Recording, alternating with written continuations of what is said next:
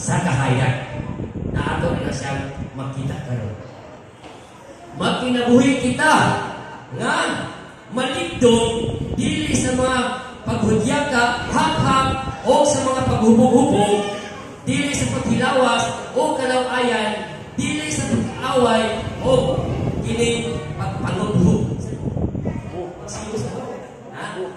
Pagselos.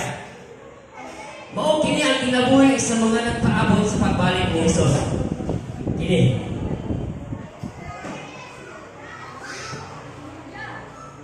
Ligdong.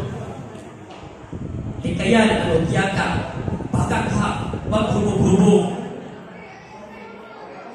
pagkikilawas, ang pagbalik ni Jesus, ang pagbalik sa atong Ginoo. Usa kita mo nga mayos. Bisan isa nasayo.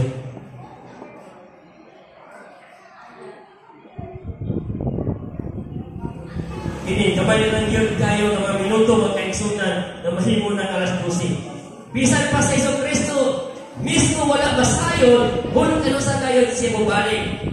Nagkanayon ang Mateo 24 36 o padong sa 42. Galing mga kahigalaan, bisan si Kristo wala masayon nga kanusta mabalik gawas sa amahan lamang. Kasi nagkabalog ang balik ng atong Ginoo. Ha? Nagkabalog ka, Brad? Nagkabalog ka ng balik ng Ginoo. Kung nagtubod ka na, may Ginoo. Nagtubod ka.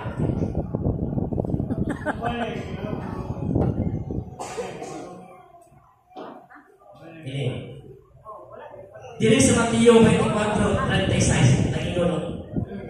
Apan mahitungod sa mga adlaw ug takna